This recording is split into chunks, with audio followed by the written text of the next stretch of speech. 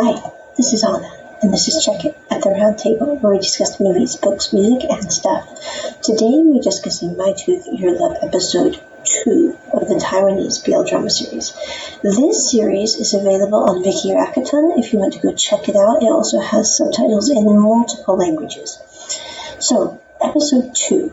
In Episode 2 of this drama, the main character is still having tooth issues, and he's gone home to rest, and his sister calls the dentist and says, "You know, Senior, we were friends in college. I really would like it if you could please go check on my brother because he's not picking up my calls, and I'm worried that he could have hurt himself because of his tooth or maybe had a reaction to the medication, something." And the dentist is like, "I really don't want to go check up on your kid, brother. No offense. It's just not like my burning desire of the evening is to go check up on somebody else." But anyway, he finally is talked into going and checking up on the kid brother. And he goes to the apartment. He's like, "I can't even get in. He's not opening the door." She says, "Well, can you try to get in?" So somebody else comes out. He comes in through the locked main entry door. He gets up to the apartment and he's looking for the key on the ledge and in the post box. She says, "It's in the electrical panel." And he's like, "You put it where it's so obvious." She said, "Well, you didn't think to look in the electrical panel, so obviously it works."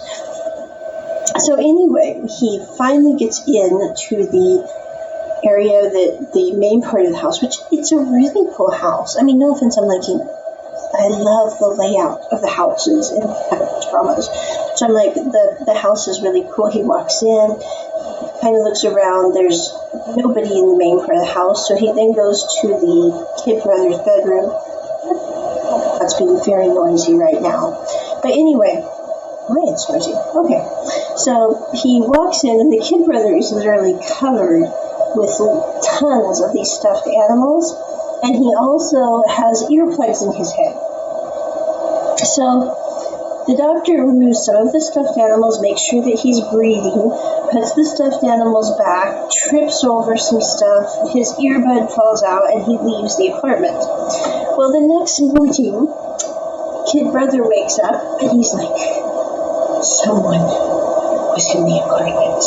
There's an earbud of questionable origin on the floor of my bedroom." So he's going around the house, and it's so funny because I'm like, I don't mean it bad, and I don't like Adam Sandler as an actor, so don't get me wrong, I'm not an Adam Sandler fan. I totally get some people really enjoy his work, but it's not my kind of humor. But there's something about this actor that reminds me of Adam Sandler in Asian form. So he's running about his house trying to figure out who had the erroneous questionable earbud, and he calls his sister, I think, in the show. I'm not sure, but I think so. And she says, "Well, I had so-and-so check on you." Well, then he makes so-and-so a beautiful little bento box of seafood and rice with nice little treats and all these little things, and he puts it in a nice little lunchbox, and he takes it to the dental office, and he says, "To thank you for checking on me, this is a bento box for you." And what he doesn't realize is I think there's some kind of trigger in the bento box for this dentist, because I think their significant other at one time was a good cook, and it's hard for them to take food that's good because it reminds them of that person. So the doctor's very like, "I don't want the bento box, go away." And the kid brother's like, "You know, I'm trying to show my gratitude because you didn't have to come check on me for my sister. So will you please take the bento box? Can you please work on accepting gratitude because it's a good thing to work on?" And he leaves the bento box and he walks out. And so you have this whole issue with the doctor sitting there, and he really is kind of, I would say he's a lot like in IGB Loved in House with Jin Yu Zin. When you see Jin Yu Zin panic or get upset and you're sitting there going, it makes no sense why Jin Yu Zin is acting this way on the surface, but if you knew their past history, it makes perfect sense. It's like I was talking with one of my students here yesterday, actually, about things, and they were like, why is it that people can't get away from addictions or can't quit bad habits, as the Sean song says?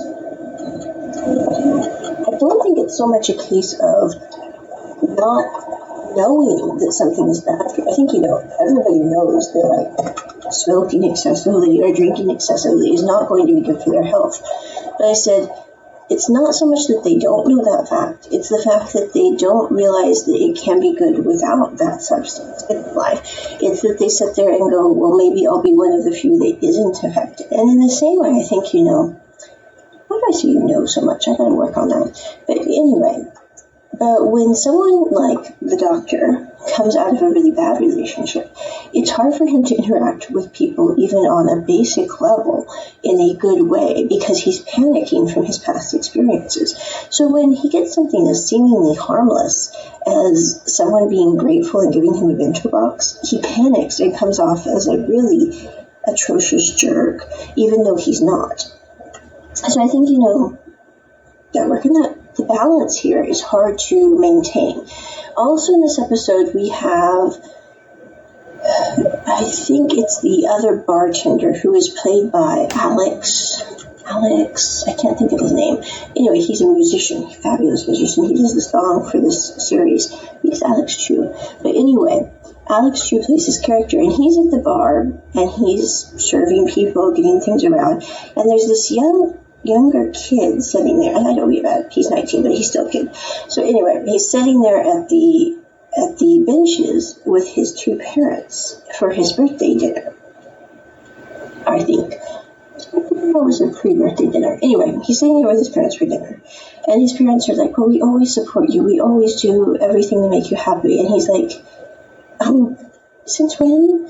Because I don't feel very supported, and would you support me if I like guys? And he gets up and kisses the poor waiter who is sitting there going, I don't know this kid, I've never met this kid, his parents are right here, I'm sorry, but I have nothing to do with this whole situation, I just happen to be bringing beverages and food. And so Alex Chu's character is sitting there going, this kid is annoying me to no end, and I know he used me to get back at his parents, but this still is not an appropriate thing. So he backs off from the table, the kid sits back down, the parents, the dad just rushes off in a huff, the mom follows the dad, and the kid then leaves after that. It's just a mess, and the kid also breaks a bunch of glasses in the bar too, so it's a lovely mess that's happened. So you have this whole issue at the bar, and during that time, you find out that the parents have basically kicked their son out because of this one issue, which I'm going, I don't mean it weird, maybe I'm just different, but I'm going, this is not a kick-outable offense. This is something where you need to sit there and go, why was the kid so pent up and so mad that they acted this erratically? Because I don't think most people do this kind of behavior just for kicks. It's because something's happened that has triggered them and maybe built up over time, and now they react, and the parents are sitting there going, what happened? And it's like, well, maybe you should have thought about that 6 months ago. But anyway, so the kid is sitting outside the back door of the restaurant with a big bruise on his face. And that's when the owner, who has the toothache of the bar, comes in, and he's like, what's this kid doing outside? He's like, he puts his bike up, he sees the kid, he doesn't go to the kid. I think in some ways that makes sense, because I'm going, you don't know who the kid is, you don't know what the situation is. It'd be much better to go in and find out from the people inside maybe why there's a kid sitting on the stoop with a big red bruise on their face. So anyway, that's where this episode ends. I am liking the series. It is a little too, I don't know what the word is, maybe a little hokey and a little cringy in parts, but I still like it because the characters are interesting and the sets are really cool. I mean, the apartment that the bar owner lives in is absolutely fantastic, I'm just saying. So anyway, that is my review of My Truth, Your Love, episode 2. Again, you can get this on Viki.com. I would highly recommend it. It is not as good as Plus and Minus, and it is not as good as I Do Be Loved in House, but it is still a neat show. I think if I was going to rank them, I would put We Best Love at the top of the Taiwanese BL Parthenon, and then I would put Plus and Minus, and then I Do Be Loved in House, and then this one. So it's like 4th in rank, but it's still very good. But that's my review of My Truth, Your Love, episode 2. Check it at the round table. Bye.